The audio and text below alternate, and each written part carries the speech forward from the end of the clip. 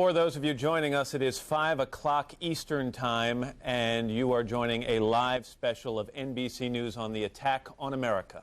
Good afternoon, everyone. I'm Matt Lauer.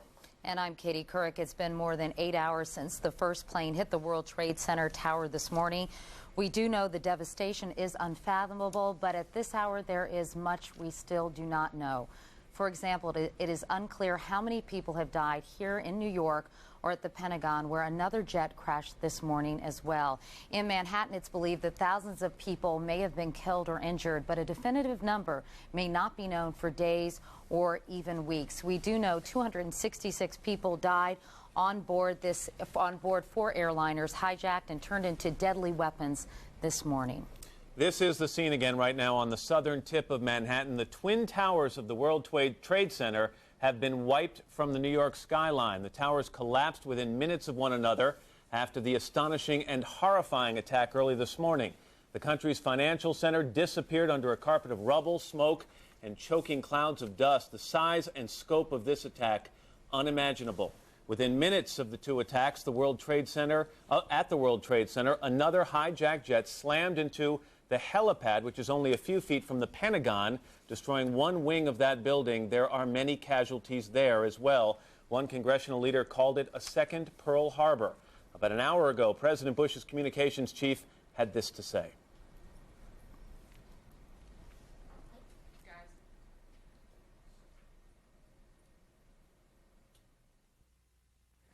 The United States Secret Service immediately secured the President, the Vice President, and the Speaker of the House, and they are all safe. They have also secured members of the National Security Team, the President's Cabinet, and senior staff. As you know, President Bush was in Sarasota, Florida, when the first attack occurred this morning. Air Force One has now landed at Offutt Air Force Base in Omaha, Nebraska, and the President is in a secure location. He is in continuous communication with the Vice President and key members of his cabinet and national security team. President Bush will be addressing the nation tonight. At this point in time, no specific time has been given for that address. Meanwhile, the U.S. military is on high alert. U.S. fighter jets have been seen on patrol over Manhattan as well as the nation's capital. For the first time in history, all airline traffic in the country has been suspended at least until noon tomorrow. The White House, the Pentagon, and all other federal buildings have been evacuated. The president was in Florida when the attacks occurred. He was whisked onto Air Force One and appeared briefly at Barksdale Air Force Base in Louisiana to reassure the country and condemn the attackers. Then Air Force One took off again and landed at Offutt Air Force Base in Nebraska, and the president is now on his way to Washington. We have a lot to tell you this afternoon, beginning with NBC News' David Bloom, who's standing in front of a view that incredibly was dominated just hours ago by the two massive World Trade Center towers. David? Well, Katie, it is, as you said, a horrific view behind me of lower Manhattan, where as more than 8 hours after the first attack on the World Trade Center, the fires are still burning, the smoke still billowing. We know this. There are two questions at this hour that people still don't know the answers to. Number one, how many people were killed or injured in this series of attacks? Number two, who's responsible? We know, as you mentioned, that 266 people aboard the 4 hijacked planes are dead, that New York City officials estimate that most likely the casualties here in New York City alone will number into the thousands, that dozens, if not hundreds, of New York City police and firefighters are missing and presumed dead, those who went into the buildings that used to stand behind me trying to rescue people inside. This is how the series of terrorist attacks began just before 9 o'clock this morning. The first plane attacks the World Trade Center's South Tower at approximately 8:42 Eastern Time. Airline officials say at least 2 American Airlines flights and 2 United Airlines flights were hijacked today, and that the attack planes were the hijacked domestic flights.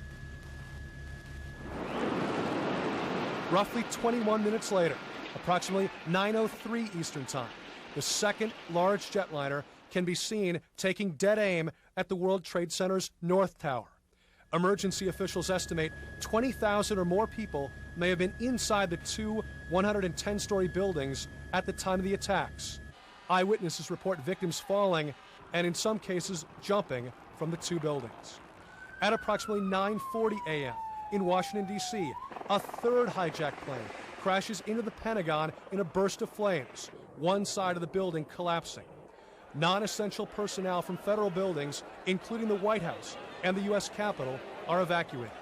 9:59 a.m., the South Tower of the World Trade Center collapses. An unknown number of people still trapped inside. 1/2 hour later, at approximately 10:28 a.m., the North Tower of the World Trade Center collapses. Rubble, debris spreading for blocks. In a separate but apparently related crash, a fourth hijacked plane, a Boeing 767, crashes in western Pennsylvania, about 80 miles southeast of Pittsburgh. The FAA closes all domestic airports, shutting down all U.S. airspace. At this hour, airline and FAA officials believe the 4 hijacked planes include American Airlines Flight 11, a Boeing 767, bound from Boston to Los Angeles with 90 passengers and crew aboard, crashed into the South Tower of the World Trade Center. American Airlines Flight 77, bound from Washington Dulles to LAX with 64 passengers and crew, believed to have been the plane, crashed into the Pentagon. United Airlines Flight 175, bound from Boston to Los Angeles with 65 people on board. By early accounts, the plane which crashed into the World Trade Center's North Tower. And finally, United Airlines Flight 93, the Boeing 757, which crashed in western Pennsylvania, carrying 45 passengers and crew. This is a live picture from our vantage point right now. And I have to tell you, Katie and Matt, the most sickening, the most disheartening thing is that there has been no diminution of this smoke whatsoever over the last several hours. If anything, the fires appear to be burning with greater intensity, the blackness of the smoke getting that much blacker in the last couple hours. Firefighters simply can't get in to fight these fires right now, and certainly here in New York City, it remains a grave, dire situation. Back to you. All right, David Bloom. This is a News 4 special report. Good evening, everyone. I'm Susan Kidd with Jim Hanley. We want to bring you up to date on what is happening locally in this story of terrorism. Today, Washington has been brought to an unprecedented halt. There is a gaping hole in the Pentagon, the White House, and the Capitol evacuated. It is truly a dark day in this city. A state of emergency declared in the district as well as in Maryland and Virginia. And we're going to be getting more on that state of emergency. A mayoral news conference is set at the Reeves Center, excuse me, with Mayor Williams. But first, we're going to be going to the Pentagon now. And News 4 reporter Brian Moore at the scene now. We mentioned 9:40 this morning is when that attack took place.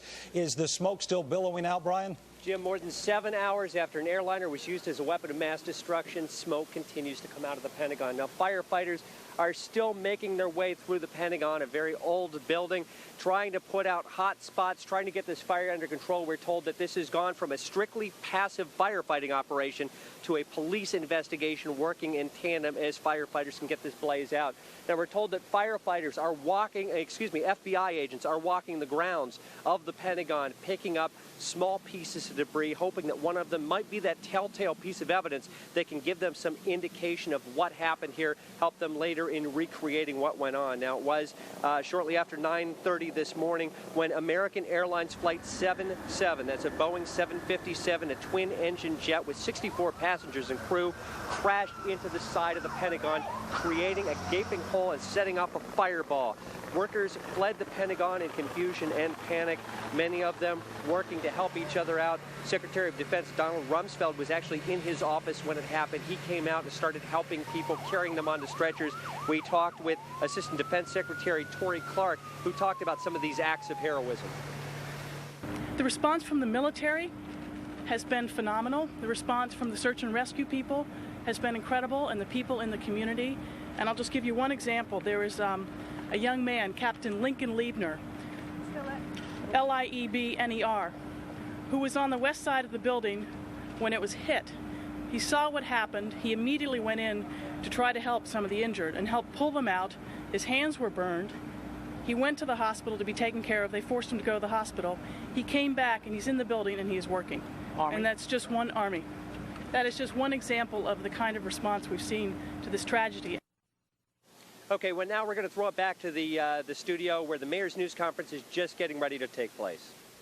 All right, Brian Moore live at the Pentagon. Thank you, Brian. As we told you earlier, the mayor has declared a state of emergency in the city. The governors of Virginia and Maryland have done the same. I believe Pat Collins is down at the Reeves Center. Pat, Pat, are you with us?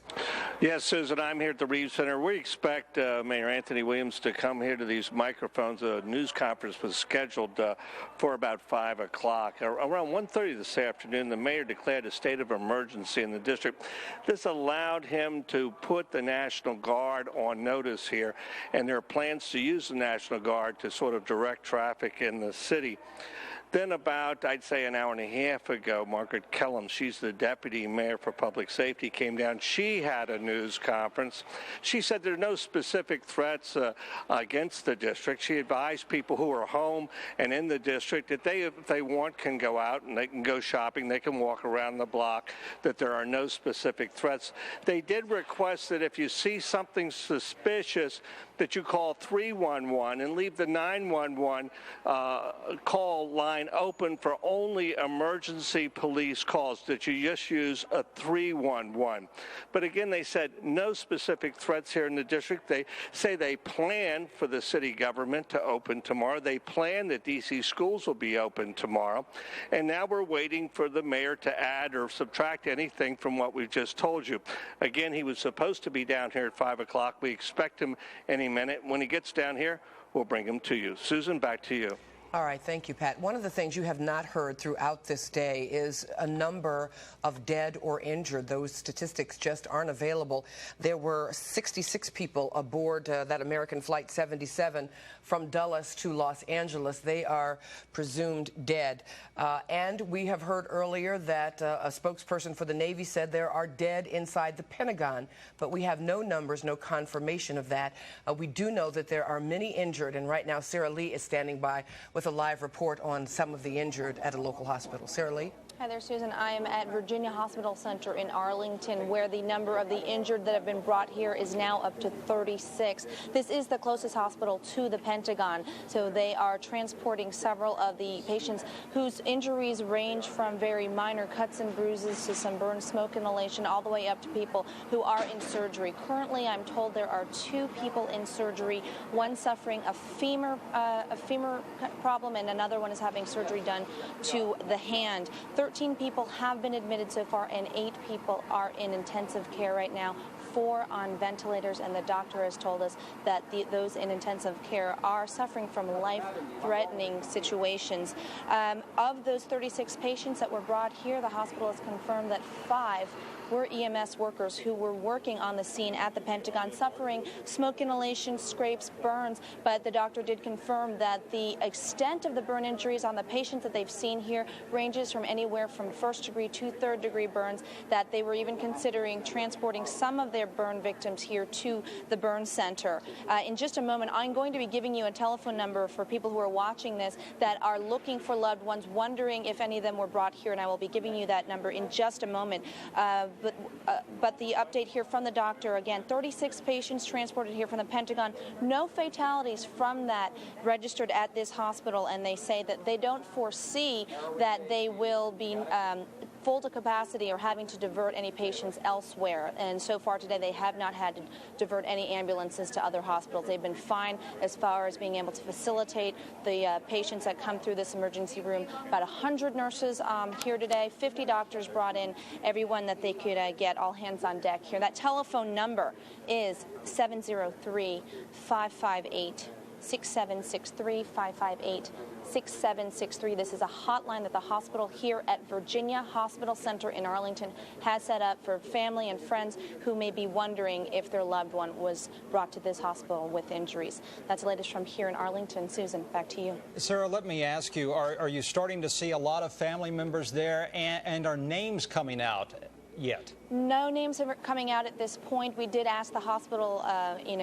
people if we were able to speak with any of the loved ones. They said they did confirm that there are family members that have been coming to the hospital. Of course, because of this just tragic situation, they are keeping the media at bay, keeping us back, telling the family members if they would like to come and speak to the media, of course, by all means, that is, their prerogative. But of course, at this point, we have not spoken with any family members. There have been quite a few people that appear to be either other family members or perhaps people coming to the emergency room offering, perhaps we were thinking maybe to offer blood or some sort of help or support. All right, Sarah, we're going to go right back to the Reeves Center now, where the mayor is coming to speak about the state of emergency that's been declared in the city and any other information as it regards the district.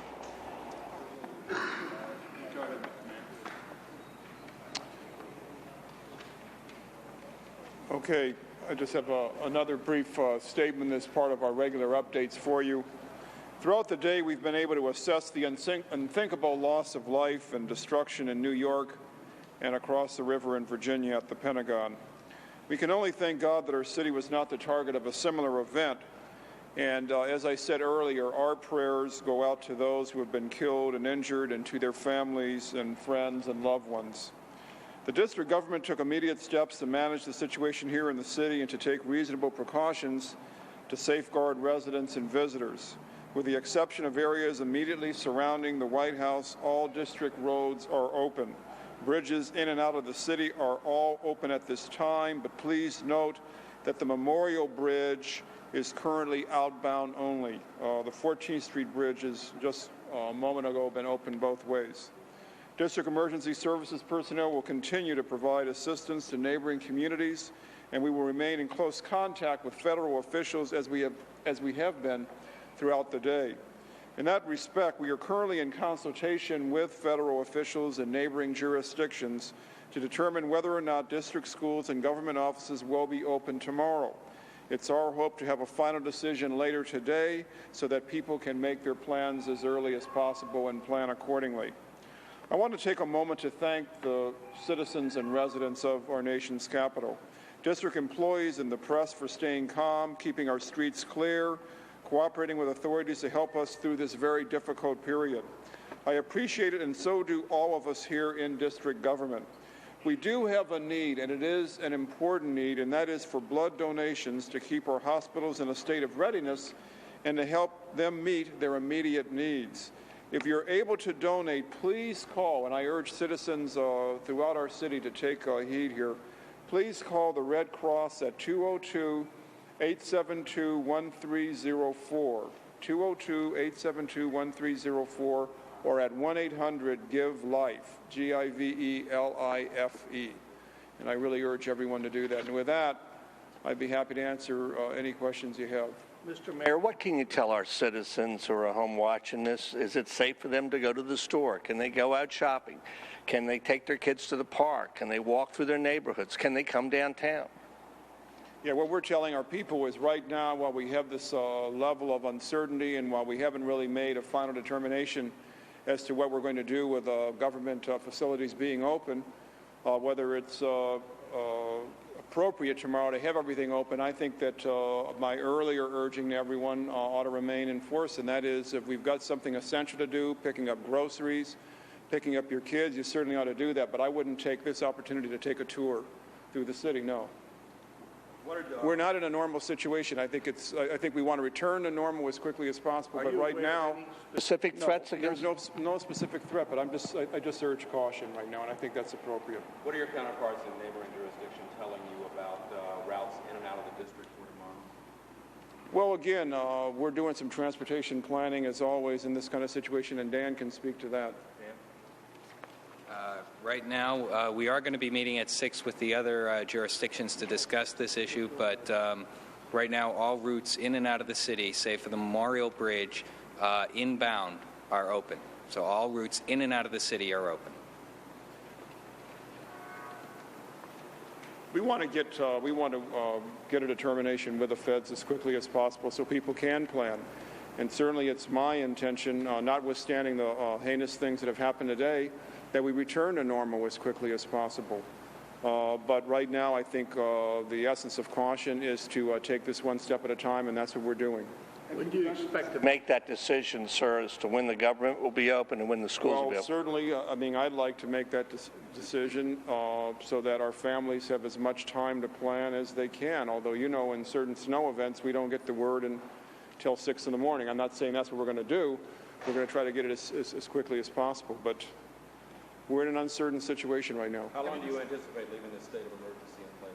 Again, I'd like to return to a state of normalcy as quickly as possible.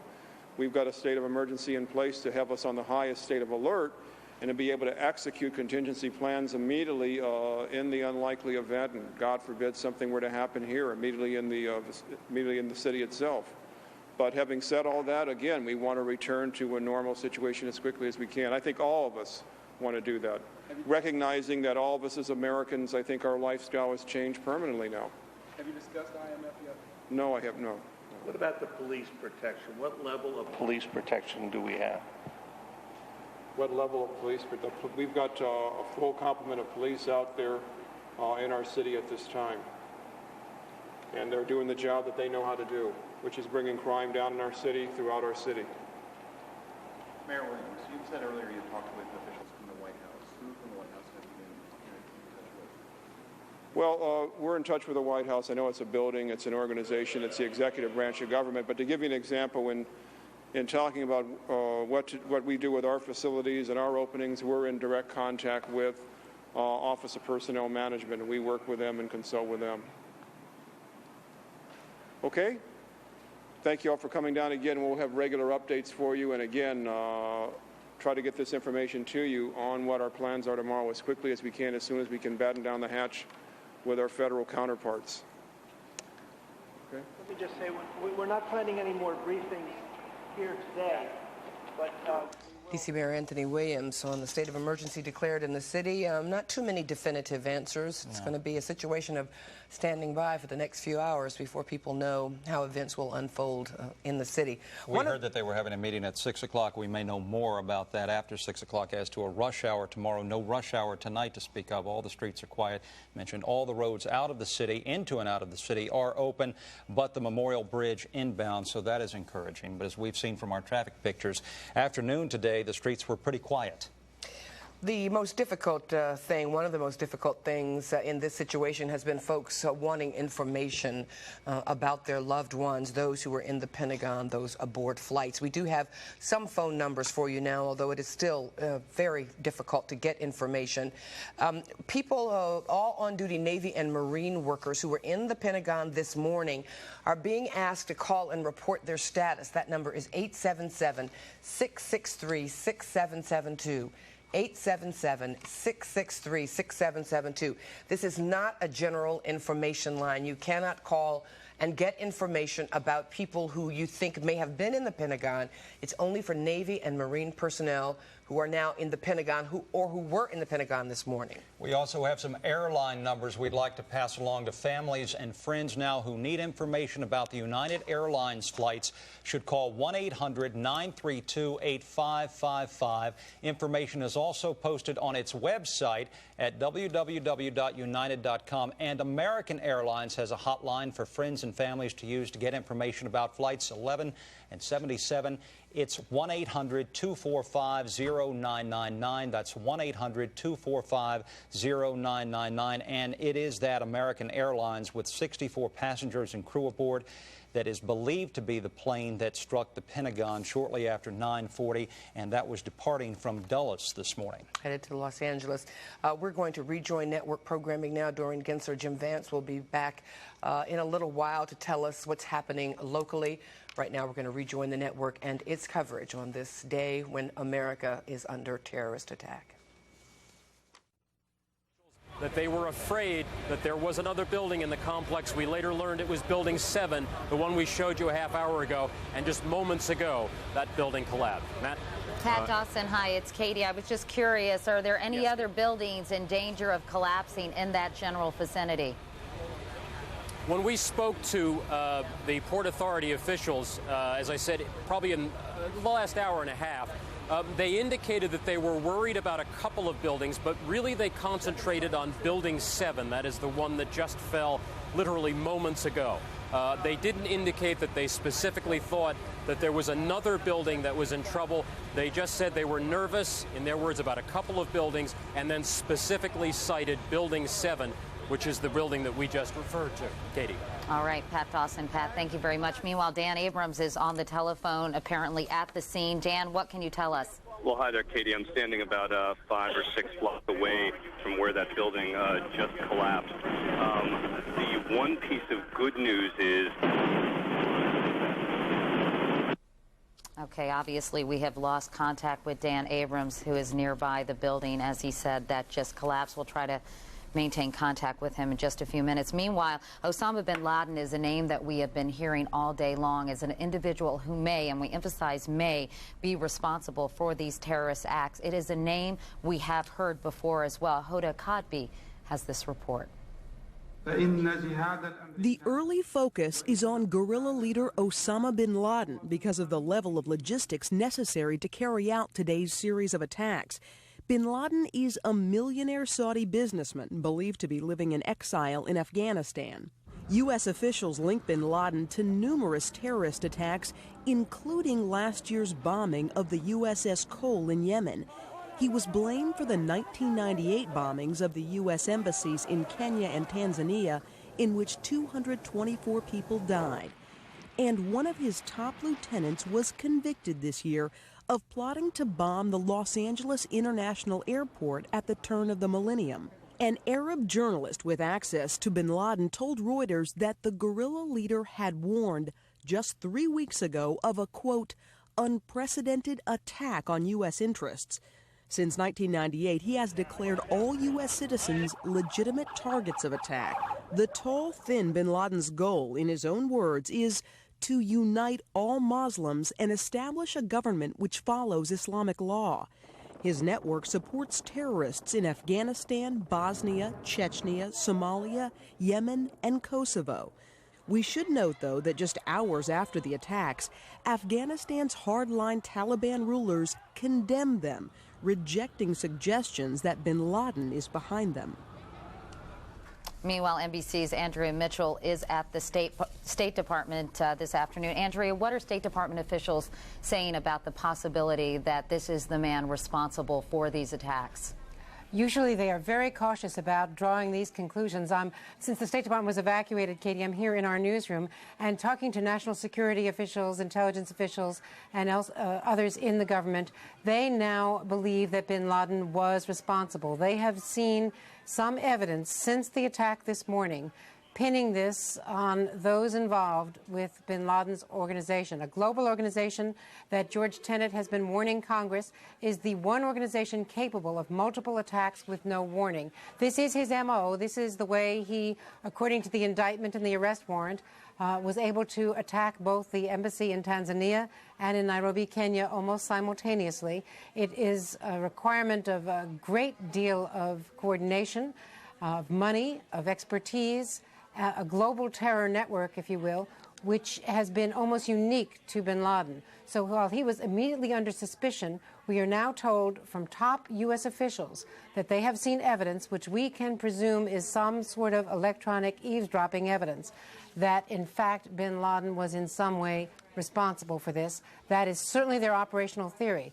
And regarding Hoda's report, the Taliban leaders of Afghanistan would be well advised to deny any complicity because they've been harboring him within weeks. Only weeks ago, U.S. officials warned the Taliban that if anything happened to the U.S., they would hold the Taliban, the leaders of Afghanistan, personally responsible. So if there is going to be a retaliation, based on the evidence that they are now indicating to us here at NBC News, you can bet that that retaliation will most likely be against Afghanistan. Katie? Andrea, of course, many people are asking the question, why now, why today? And I thought it was interesting when I read this afternoon that in June, a U.S. judge had set tomorrow as the sentencing date for a bin Laden associate for his role in the 98 bombing of that U.S. embassy in Tanzania that killed 213 people. The sentencing had been set for the federal courthouse near the World Trade Center, but the sentencing had been postponed some time ago without being rescheduled. Has anybody commented on the fact that this sentencing was scheduled for tomorrow? Well, it is the sentencing. There are other facts. There is a case in Los Angeles right now involving a bin Laden associate who had been involved in allegedly masterminding one of the Millennium bombing plots that was foiled, and there have been intelligence successes. There was also a threat during that millennial period that bin Laden was involved in trying to organize attacks on 3 tourist locations in Jordan that are frequented by Americans, and an attack that was planned, according to the FBI, on a U.S. destroyer in the area of Yemen, all foiled around the time of the millennium. But as you well know, Katie, only 6 months later, terrorists did ram the USS Cole in October of last year, killing 17 U.S. sailors.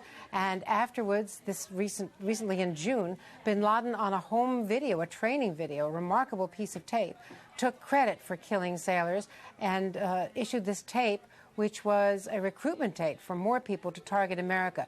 One of the things that we should point out here, as you've just suggested, is that there is a long history between the U.S. and bin Laden. Although he was never indicted for his involvement or alleged involvement in the World Trade Center bombing in 1993, he is known to have harbored Ramzi Youssef, who was convicted for masterminding that, both before and after the bombing attack, in bin Laden organization's safe houses. So this is a loose confederation of terrorist networks, but bin Laden is deeply involved, according to U.S. officials.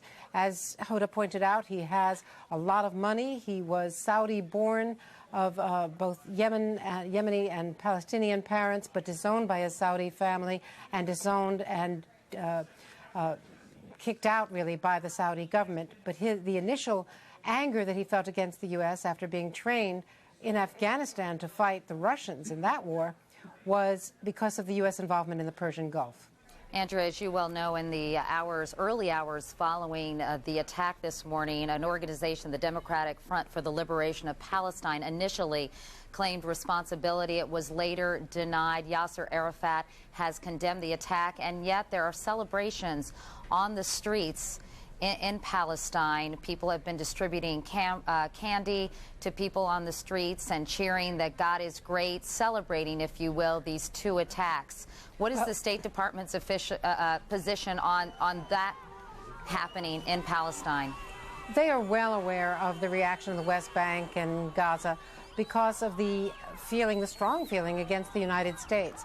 But we've also been talking to ambassadors from Jordan, from Egypt, other officials who are pointing out that this is not a universal reaction, that the moderate Arab leaders are condemning this, as have other American allies around the world. So, as you know, a result of the terror and of the violence in the Middle East and in the West Bank and Gaza for these many months, you're going to see this kind of emotional response, but it is not really indicative of the leaders of the Arab world. Andrea, let me also ask you about Secretary of State Colin Powell. I know he is on his way back from Lima, Peru. He was scheduled to be in Bogota, Colombia, but he decided, obviously, to return to the United States. Can you tell us his plans and when he is expected to reach Washington, if in fact that is where he's headed? We believe he was headed to Florida, and then we think from Florida on to Washington. One of the things that happened in Lima, Peru, before he left was a strong statement by Colin Powell saying that these terrorists can attack our buildings, they can kill, they can maim, they can destroy, but they cannot destroy the American spirit. They cannot destroy the United States of America. A very stern and angry Colin Powell at the Organization of American States in Lima, Peru today. All right, Andrea Mitchell, State Department correspondent in our Washington bureau this afternoon. Andrea, thank you so much. Thank you, Katie. And Katie, we have word now, according to the AP, that approximately 100 people are confirmed dead in the attack on the Pentagon early this morning. We're not clear as to whether that number includes the number of people who are on the jetliner that was crashed into that building. But again, the AP is now reporting that approximately 100 people were killed in the Pentagon prong of this four-prong attack. We should mention 64 people were aboard that plane that crashed into the Pentagon. 27 people have been taken to a hospital in Arlington, Virginia. 8 others who had been injured to a Washington hospital as well. Do we have Ken Allard on the phone now? In the studio. Oh, there we go. Ken is an international terrorism expert. Ken, good morning to you. Good afternoon to you, excuse me. How are you, Matt? I'm fine, thank you. When you hear the U.S. officials saying they are already looking in the direction of Osama bin Laden, do you think they're looking in the right place? I think so. Matt, I mean, the sophistication of this attack, the fact that it was elaborately planned, flawlessly executed, and as audaciously conceived as it was, all that evidence points in one direction. So until something else happens, you clearly look for your leading suspect. That's Osama bin Laden. And for Americans who had, I guess, enjoyed some sense of security, thinking that perhaps Osama bin Laden and his organizers and compatriots were operating in other places, it appears that this had to have been organized, at least with great help, inside our own borders. Matt, that's probably one of the most worrying aspects of this, because it has been an article of faith among U.S. counterintelligence people that operating inside the United States was something that was difficult, maybe even impossible. Among the other things that came down today, along with those buildings, were those preconceptions. We now know that he has been able to operate successfully inside this country, and that indeed he has a support network here. That's going to be a very tough thing to go in and root out. And staying on that subject, when we talk about a massive intelligence breach here, the fact that no intelligence picked up a warning that this attack may have been coming, it's one thing if our intelligence overseas missed this. It's another thing if our intelligence right here in the United States missed it. Well, the thing that is, I think, going to really tell the tale here is precisely the effort to find out what did our intelligence agencies know and when did they know it? What did they pass along? We've been saying all day that it is very, very reminiscent, of the attack on Pearl Harbor. And after the attack on Pearl Harbor, guess what we did? We went back and found out that, yes, the evidence was there. We should have known. And again, I think what we're going to see, even in this instance, this Pearl Harbor of the 21st century, is very much the same kind of thing. And Ken, let's explain the difference here. People are already saying that we have perhaps too much technical intelligence and not enough human intelligence. Describe the difference and how each would be used. Well, basically, it's the difference between getting intelligence by machines, mostly satellites, eavesdropping, and that kind of thing, from the very nitty-gritty business that obtains when you're doing human intelligence, i.e. spies, and counterintelligence. And all that basically means is that you are going out, you're penetrating those organizations so that when they are planning an attack, you've got somebody on the inside. It is a very tough, very dirty business, but it's the kind of thing that you have to do. And for the last 20 years in our intelligence establishment, we've not done nearly enough to train and acquire the kinds of people that can give us that kind of intelligence. And again, now we find out just how desperately that kind of information is needed. When the president talks about hunting down those responsible and punishing those people or anyone who harbored those people, short of an admission of guilt or a claim of responsibility from Osama bin Laden or some other group, how are they going to put the pieces together to be sure that they're striking back in the right direction?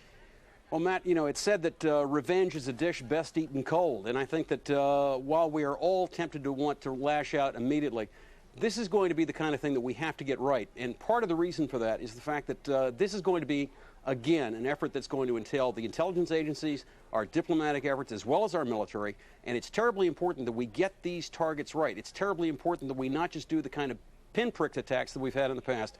This is all or nothing.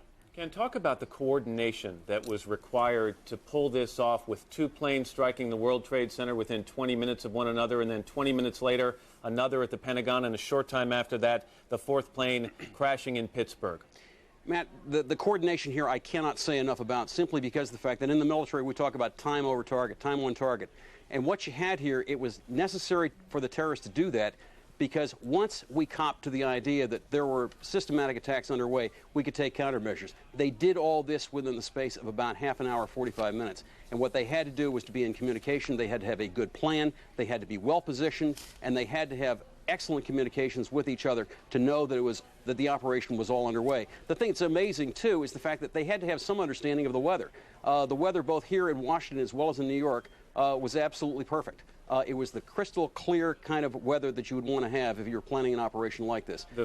I'm sorry, Ken, the physical target, obviously, they brought down two towers of the World Trade Center, a section of the Pentagon, and it seems luckily no building was hit outside Pittsburgh. But talk for a second, if you will, about the emotional target that they managed to strike this day. Matt, everything that they did brought the war home to the United States. They struck deliberately at our financial center.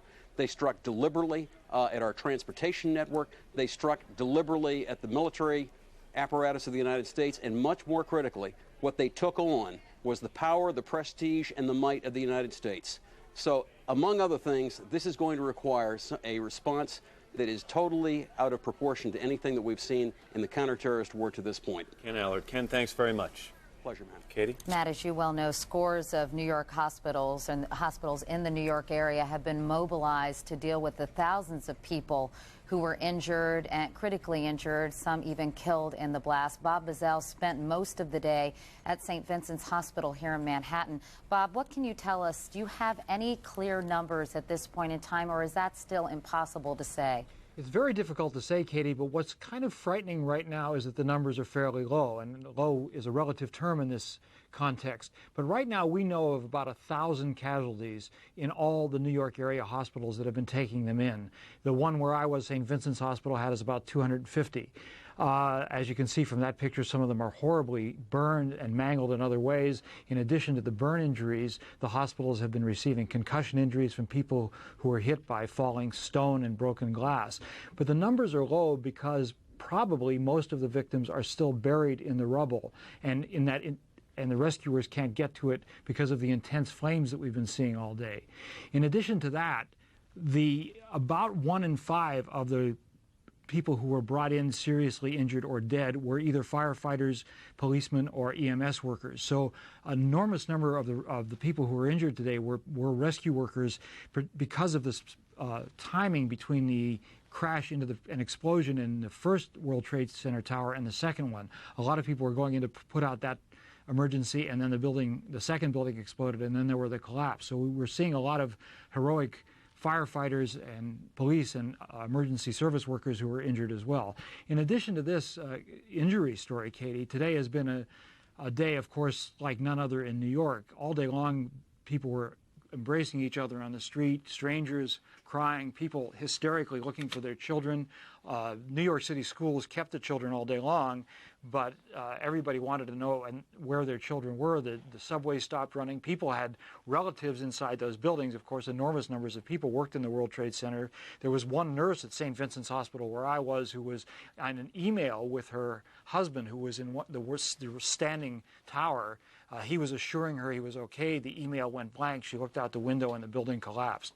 We're going to hear hundreds, probably thousands of stories like that in the next few days as we get more and more information out of this. But for a while today, Katie, as you also know, the New York City subway system was closed down. There was no way to get anywhere. People were just wandering around aimlessly and looking at the smoking hulks of what used to be one of the major landmarks of the city. Katie? In fact, Bob, some of that video of people sort of wandering around in a daze, sort of aimlessly, completely covered with soot and ash, almost looking ghost-like.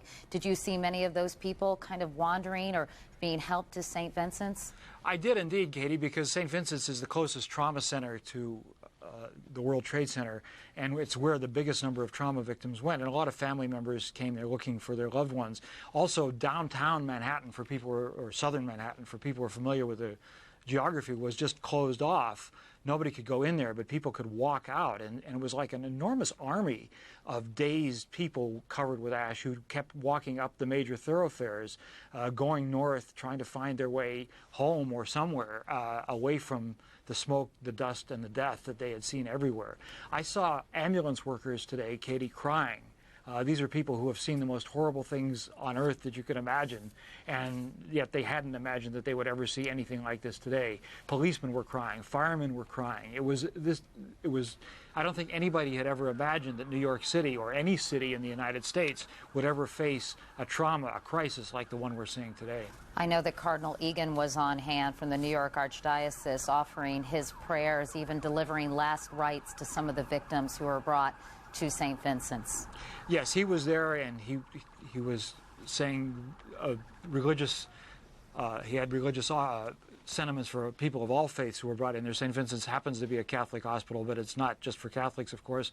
And the sense of death, destruction is enormous, but the most eerie thing about standing in the emergency room is that things went much slower than anticipated. There still are enormous numbers of people under that rubble, and it's going to be a long time. The people at the hospitals expect to be taking care of survivors for many days to come. How about staffing, Bob? Are they concerned about that, or are they pretty hopeful that they'll have enough medical professionals on hand to deal with the people who continue to stream in there? Well, the New York City Emergency Services systems had a plan for this that worked as far as we can tell, very well. They set up triage centers in 2 locations at least, maybe more, in the downtown region, and they sent people off to various hospitals so that no one hospital was swamped. And in fact, a large number of people were taken on the Staten Island ferry across the Hudson River to hospitals both on Staten Island, and even a much larger number to hospitals in New Jersey.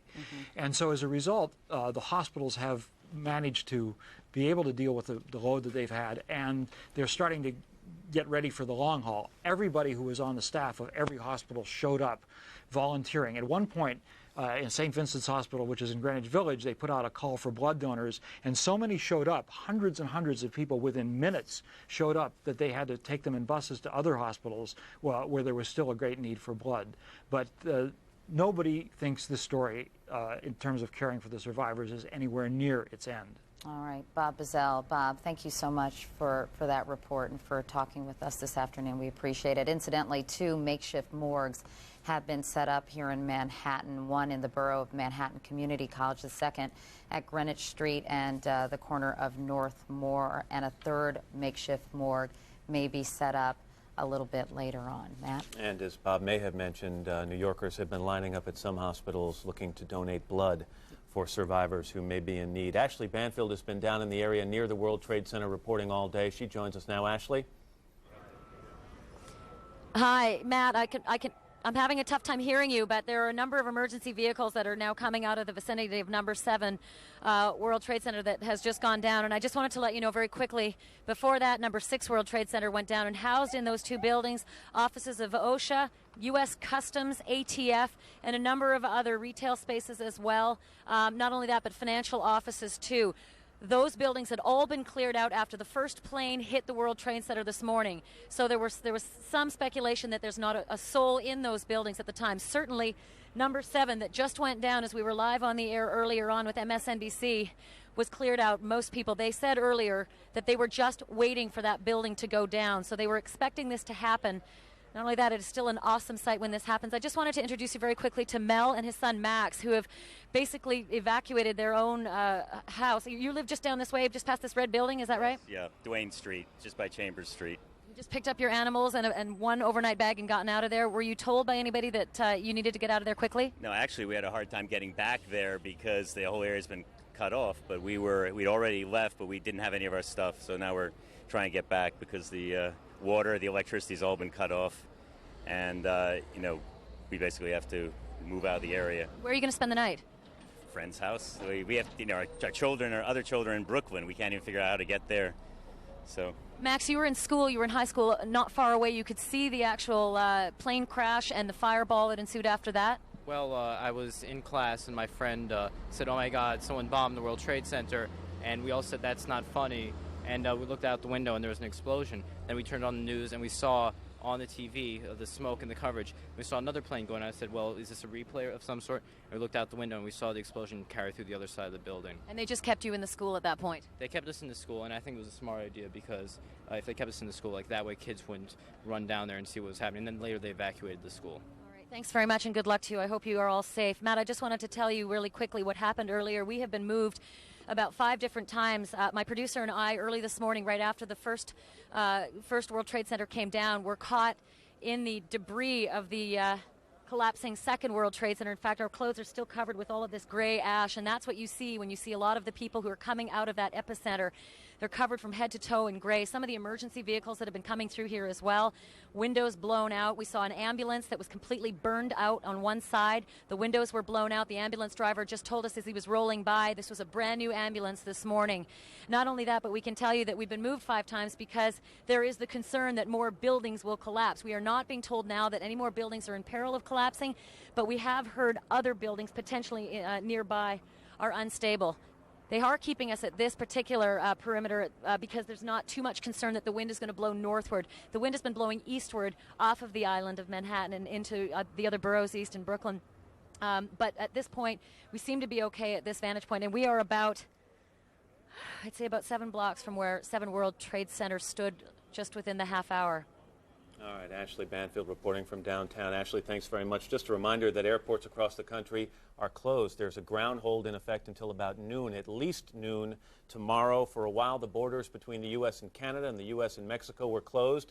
We're not sure whether those have been reopened. There was a high state of alert issued for nuclear power plants across the country. Obviously, some fear that if planes had been hijacked, that one might target a nuclear facility. Again, so much of life in America as we know it has been disrupted, and that, of course, is one of the targets of terrorism. That's right. We want to remind people also, once again, Matt, that President Bush will address the nation at some point tonight. When we find out specifically when, we will let you know. Meanwhile, there is a sports facility, a massive sports facility called Chelsea Piers here in Manhattan, which is about 20 blocks away from the World Trade Center, from the Twin Towers, which we've been watching first burn and then totally collapse all day today. Apparently, a triage unit has been set up at that facility. Soledad O'Brien is on the phone now. Soledad, what can you tell us is happening there? Well, Katie, you're absolutely right. The Chelsea Piers, which is, as you described it, a massive, sprawling athletic complex, has been set up as a triage facility, and it runs along, of course, the West Side Highway. Looking up the West Side Highway, looking down the West Side Highway, ambulances lined up one after the other. They are all on active standby because the doctors inside this triage unit, who as of yet are not treating any patients, have been told the fire is just burning too hot. They can't actually get in to rescue people and then bring them here. They are, however, on active standby. We have seen easily 100 doctors in and out. They've come from area hospitals, and by area hospitals, I mean not only here in New York City, but also Connecticut, New Jersey. Doctors have volunteered their time, nurses as well, EMTs. In addition, there's also a line for other volunteers who've come by, and a line where they are taking blood donations because, of course, as many have mentioned before me, they're looking and they need desperately blood to be donated. So they are on active standby inside the Chelsea Piers on a basketball court, in addition to some of the studios that are working studios here at Chelsea Piers. They've set up hundreds of tables. These are going to be makeshift operating tables, and as soon as those ambulances come by, they're going to bring folks in who are survivors, hopefully, and be able to work on them, although there are many doctors that we have talked to today who said that they also could expect, because of the size and the sprawl of this facility, it could as well be turned into a morgue. They are saying at this time no one can get in there. It's too hot, and they are just on standby for whatever horrific, and they tell me they are expecting a horrific scene as soon as they can get in there to rescue some of the folks inside. All right, Soledad O'Brien. Soledad, thank you very much. CNBC's Ron Insana has been very close to this story throughout the day. He was actually close to the World Trade Center when one of the towers collapsed. And Ron, I know that was a close call for you personally, but I'm curious if you could just inform us a little more about the types of offices that are located at the World Trade Center and their importance to the financial markets in this country and around the world. Well, Matt, the World Trade Center is one of the nerve centers in lower Manhattan where there are not just financial firms, Morgan Stanley being the biggest financial client or tenant in that building, but there are exchanges that trade gold and silver. We have seen other firms like Cantor Fitzgerald, which is not well known among the general public, but is a very large NASDAQ-style trading firm. So this is one of the financial nerve centers in lower Manhattan where there is a great deal of activity every day. There are trading rooms. There is, as we said, an exchange. Commodities are traded there. It's an environment where now a couple things are going to be called into question. One, the viability of some of the client firms to make good on whatever outstanding transactions they had prior to today. To the extent that financial activity is impaired, permanently impaired at the World Trade Center, that may have a feedback effect elsewhere. We should point out that the financial market response around the world today was dramatic. We saw stocks drop somewhere between 6 and 8% in Europe today.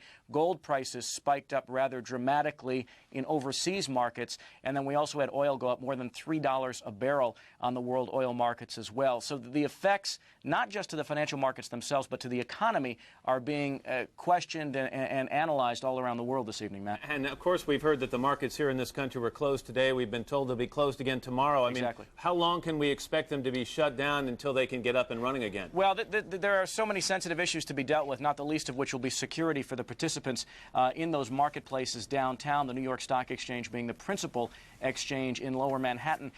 It is likely, one would assume, that because of the worry that disrupting the financial markets could be worse than letting them open up and respond to the situation, that tomorrow may be the only day on which the various exchanges are closed. That remains to be seen, and there will be a decision tomorrow as to whether or not the New York Stock Exchange will remain closed beyond Wednesday. Latin American markets, for instance, will decide tomorrow morning at 9 a.m. Eastern Time whether or not to open as scheduled. There will be regular trading in Tokyo tonight. So financial regulators, policymakers will be deciding over the next several hours whether to allow the markets to respond to this catastrophe and let them take their course. The biggest question right now is how this event is going to affect consumer psychology in this country, and will this terrorist attack create a level of uncertainty and possibly even panic among consumers that they really curtail their spending, which could throw the U.S. economy into an official recession. That's the worry among economists this evening. All right, CNBC's Ron Insana. Ron, thank you very much. Katie? Skip Brandon is the former FBI counterterrorism chief. He joins us from Washington. Mr. Brandon, thank you for joining us. What will the FBI's role be in determining who was responsible for these attacks and also in protecting the United States from future attacks as well? They'll be the lead law enforcement agency in the effort, and they'll coordinate all of the efforts of not only law enforcement but of the intelligence community in this. This will be probably the largest effort the FBI has ever undertaken. You know, senior U.S. intelligence officials, or one senior U.S. intelligence official, says now that the U.S. is 90% certain that bin Laden was responsible for today's attack. Would you concur with that conclusion? I think that's a very good possibility. You have to look at who has the organization and who has the capability to do something like this. And of course, bin Laden's al-Qaeda organization has to be right at the top of the list. I agree. But tell us, I mean, it seems that people are drawing that conclusion because this seems to be his organization's MO in the past. Can you describe other attacks that he is believed to be responsible for and why this seems to follow suit? One of his people actually did the World Trade Center the first time it was bombed, a group that was affiliated with him. And the embassy bombings that have happened most recently are the ones that come to mind immediately. One thing that's interesting is that one of the people that did train with him, who was involved in the World Trade Center, had been almost caught in the Philippines during an explosion. The investigators after this explosion found evidence in his apartment which indicated large-scale attacks and the use of American airplanes blowing them out of the air, a variation on what happened today. All right, Skip Brandon, former FBI counterterrorism chief. Again, Mr. Brandon, thanks so much. Katie, all day long we've been hearing horrifying stories from people who were eyewitnesses to at least one portion of this attack. Harry Crosby is a managing director at Merrill Lynch, a company that has its offices in Lower Manhattan. Harry, good morning. Good afternoon, excuse me. It's been a long day. Hi, Matt. How are you? Tell me, I'm fine, thank you. Tell me, I know you got fairly close to the World Trade Center towers at the point before they were collapsing, and you explained something and described something to me on the phone before that stopped my heart, and that was the images you saw of people scrambling to escape the flames on one of those towers, and then some of those people actually jumping off those towers. Yes, I think the thing that was most harrowing, we tend to ignore common sense. I was about 3 blocks away. The first building had already been hit. The second building had just been hit. And the impact of the second building, of the plane coming from the second building, came from the south. So to me, from where I stood, it looked like a massive explosion. I continued to see people actually go in both directions, oddly enough. I think people were evacuating all buildings. I was actually at that time trying to get to work and basically stood and watched, a bit like a deer in the headlights, the people evacuating. The fire was tremendous in the first building, the northmost tower, and people could not escape, I think, the heat. They continued to go up, it appears, and there were an enormous number of people that jumped from the building. So you're talking about people jumping from above probably the 80th or 90th floor, and we've had reports that some people were actually leaving windows in the building holding hands. They were jumping in pairs. They were jumping. It was raining people.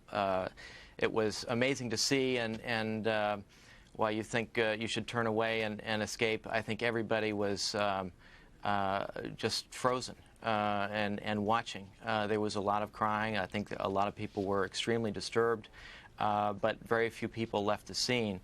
The other thing that was quite disturbing, I think no one, including myself, questioned the integrity and the strength of both the buildings that collapsed. Most of the police were there. They responded quickly and tried to make way for EMS and paramedics and others to get close to the building. And I think a lot of people were in fact trapped when the first building collapsed. I had then moved north towards the Travelers Building, 388 Greenwich, and at that point it was spooky, and just escaped the first collapse. All right, Harry Crosby. Harry, thank you very much. Thanks, Matt. I know that we're going to be hearing many harrowing stories along those lines. I know Harry said to us there were about 100 or 150 people who jumped to their deaths from the high floors of the World Trade Center. Again, it's been quite a day. We started by watching just before 9 o'clock a gaping hole that we thought was some kind of plane accident that had crashed into the World Trade Center, and we watched and saw live a second plane crash into the second Twin Tower. Later we heard about the Pentagon, and then of course that fourth terrible crash outside Pittsburgh. Some stations will be staying with us, some will be returning to local news. We will have blanket coverage on this NBC station either way. For those of you who are staying with us, you're watching NBC4, working for you.